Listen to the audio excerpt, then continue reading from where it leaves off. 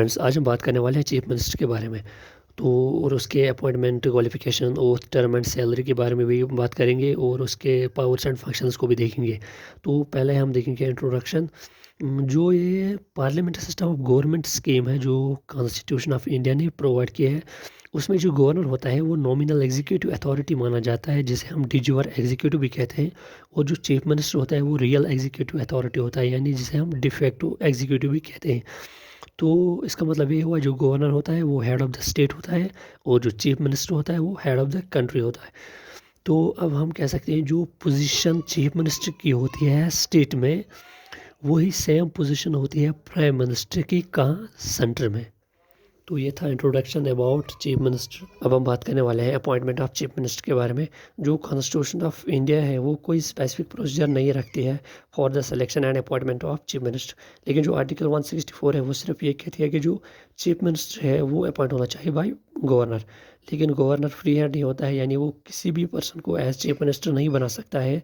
अगर हम parliamentary system of government की कन्वेंशन की बात करेंगे, जो गवर्नर होता है उसे अपॉइंट करना होता है leader of majority party in the state legislative assembly as the chief minister. यानी जो स्टेट लेजिस्लेटिव असेंबली की मेजॉरिटी पार्टी है और उसका जो लीडर है गवर्नर, उसको अपॉइंट करना चाहिए एज मेजॉर चीफ मिनिस्टर। लेकिन अगर किसी भी पार्टी की क्लियर मेजॉरिटी नहीं होती है असेंबली में, तब गवर्नर अपनी पर्सनल डिस्क्रिप्शन करके selection and appointment of chief minister करता है, यानी अपनी राय से वो फिर किसी भी पर्सन को चीफ मिनिस्टर अपॉइंट करता है।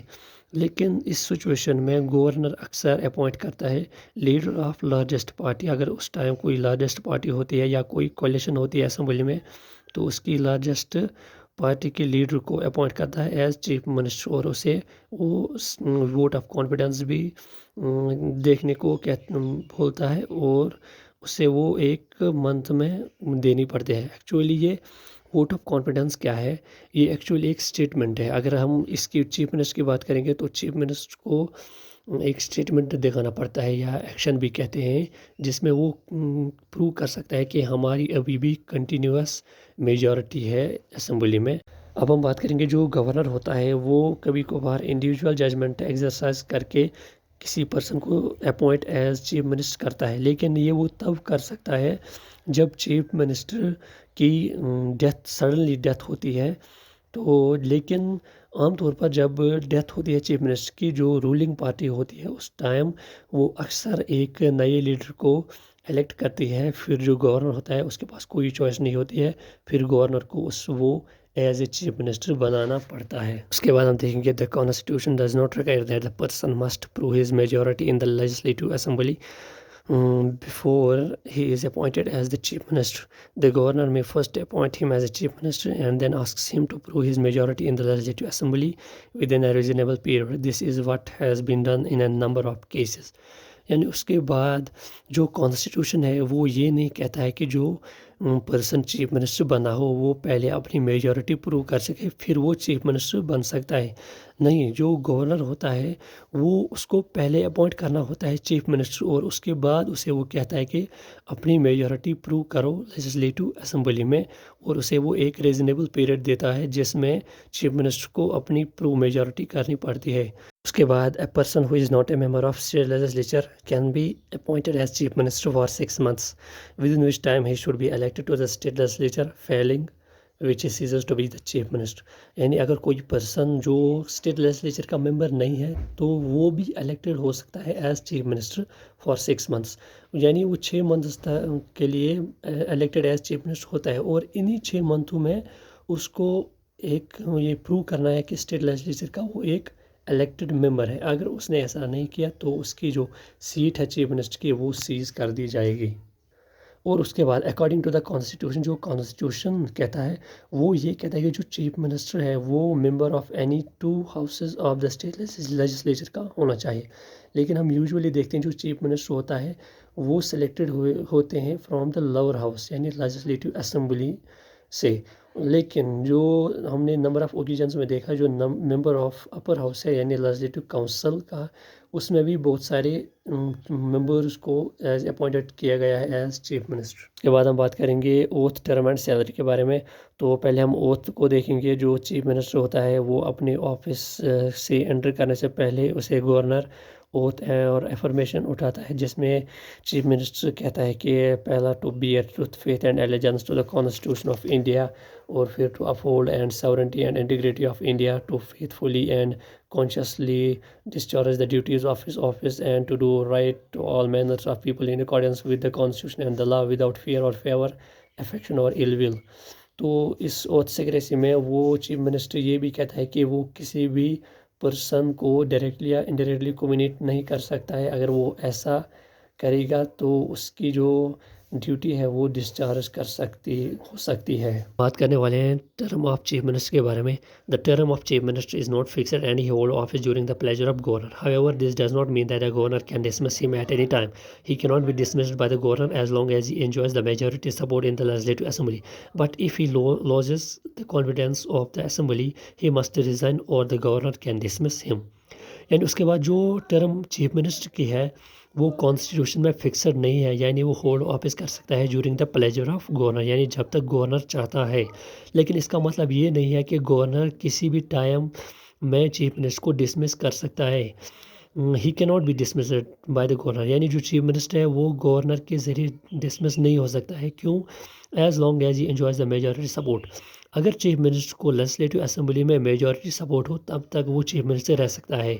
लेकिन इफ़ यू लॉज कॉन्फिडेंस, अगर उसने खो दिया है कॉन्फिडेंस या असेंबली या मेजॉरिटी सपोर्ट उसने खो दिया है लेजिस्लेटिव असेंबली में, तब उसे रिज़ाइन करना पड़ता है या फिर उसे गवर्नर डिसमिस कर सकता है।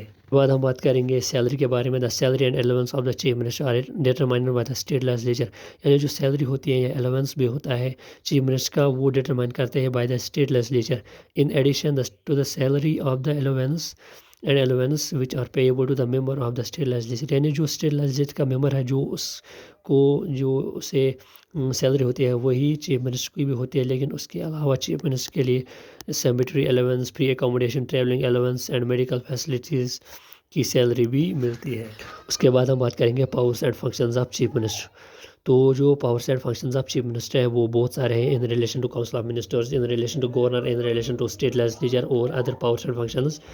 तो पहले हम बात करेंगे in relation to council of ministers. तो उसमें पहला आता है the governor appoints only those person as ministers who are recommended by the chief minister, यानी जो गवर्नर अपॉइंट करता है उन्हीं पर्सन को एज मिनिस्टर्स जिसे रिकमेंड करते हैं बाय चीफ मिनिस्टर। और उसका दूसरा point he allocates and reshuffles the portfolios among ministers, जो चीफ मिनिस्टर होता है वो पोर्टफोलियोज देता है अमंग मिनिस्टर्स को, यानी वो अपनी अपनी ड्यूटी सबको देता है।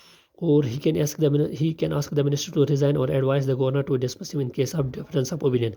तो जो चीफ मिनिस्टर होता है वो किसी भी मिनिस्टर को रिज़ाइन करने को बोल सकता है और वो एडवाइस दे सकता है गवर्नर को, ताकि वो उसके मिनिस्टर को वो डिसमिस कर सकता है in case of difference of opinion, अगर कोई मिनिस्टर डिफरेंस ऑफ ओपिनियन दिखा रहा है। और उसके बाद चौथा पॉइंट ही प्रेजेंट्स और meetings of the council of ministers and influence decisions, और जो भी काउंसिल ऑफ मिनिस्टर्स में मीटिंग्स होते हैं वो प्रेजेंट करता है चीफ मिनिस्टर और उसके डिसीजंस भी वही लेता है।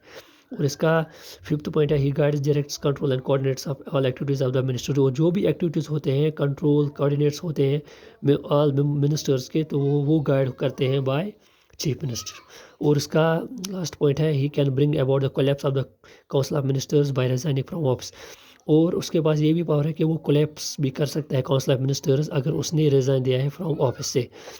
लेकिन जो चीफ मिनिस्टर होता है वो head of the council of ministers होता है, तो उसकी रेजिग्नेशन या डेथ ऑटोमेटिकली होने से डिज़ॉल्व होती है काउंसिल ऑफ मिनिस्टर्स। लेकिन अगर रेजिग्नेशन या किसी डेथ होती है किसी मिनिस्टर की ऑन द अदर हैंड, तो वो एक वैकेंसी क्रिएट करती है बस, और कुछ नहीं, जिससे फिर चीफ मिनिस्टर उसे फिल कर सकता है या नहीं कर सकता है, वो उसकी मर्जी होती है। अब हम बात करेंगे powers of chief minister in relation to suggest state legislature. जो चीफ मिनिस्टर होते हैं वो बहुत सारे उनसे पावर्स होते हैं in relation to state legislature. तो पहला आता है he advises the governor with regard to the summoning of the session of the state legislature, यानी वो एडवाइस कर सकता है गवर्नर को टू अपील, यानी अपील कर सकता है वो sessions of the state legislature के सेशंस को अपील कर सकता है। और उसके बाद he can recommend the dissolution of the legislative assembly to governor at any time, और वो रिकमेंड कर सकता है कि लेजिस्लेटिव असेंबली को डिसॉल्व किया जाए, वो गवर्नर को वो रिकमेंड भी कर सकता है किसी भी टाइम में। और इसका तीसरा पॉइंट है he announces the government policies on the floor of the house, और वो अनाउंस कर सकते हैं गवर्नमेंट पॉलिसीज़ भी। और उसके बाद हम देखेंगे other powers and functions chief minister के। तो उसमें पहला आता है he is the chairman of state planning board, वो चेयरमैन भी होता है स्टेट प्लानिंग बोर्ड का, और वो एक्ट्स कर सकता है as vice chairman of the concerned zonal council by rotation, holding office for the period of 1 year at a time. और उसके बाद he is a member of inter state council and a national development council, both headed by prime minister. और उसके बाद he is a chief spokesman of the state government, और he is a crisis manager in chief at the political level during emergencies. और उसका अगला point है as a leader of state he meets various sections of the people and receives memoranda from the regarding their problems and so on. और उसका last point he is a political head of the services. तो अब हम कह सकते हैं जो chief minister का रोल है वो बहुत ही सिग्निफिकेंट एंड हाईली क्रूशल होता है इन स्टेट एडमिनिस्ट्रेशन में। तो however the discretionary powers enjoyed by the governor reduces or to some extent the powers authority influences prestige and role of the chief minister in the state administration। अगर video अच्छी लगी तो subscribe कर लेना। Thanks for watching.